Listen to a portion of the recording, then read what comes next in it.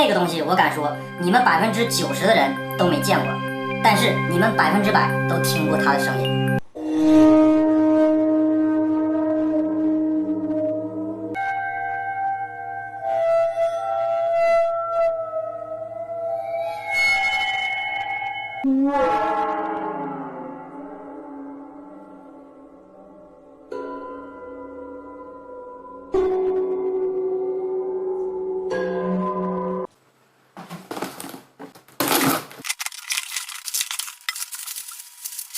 没错啊，这个东西的名字叫做水琴，几乎所有的恐怖电影当中的音效都是这个东西发出来的，非常的恐怖。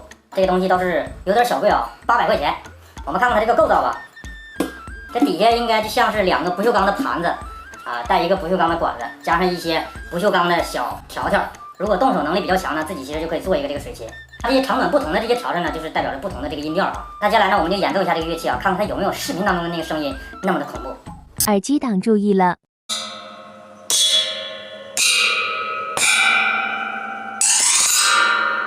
哇，是不是有点那种感觉？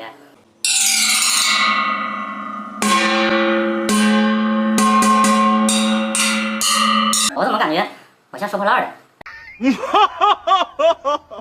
既然它叫水琴，所以呢，我们这个里面一定要给它注入水，可能注入水以后的效果会更加的逼真啊。这个地方就是注水的。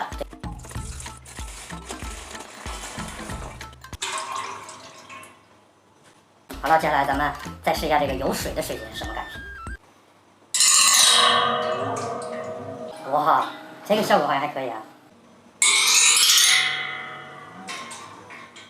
它这个水可以变换它的回音。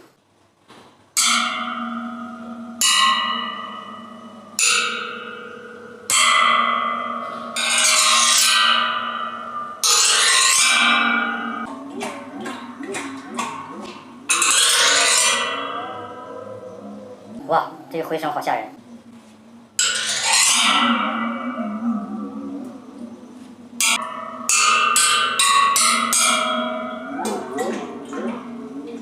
这玩意儿怎么我越敲我越感觉想笑呢？有点喜剧的效果，它也不恐怖啊。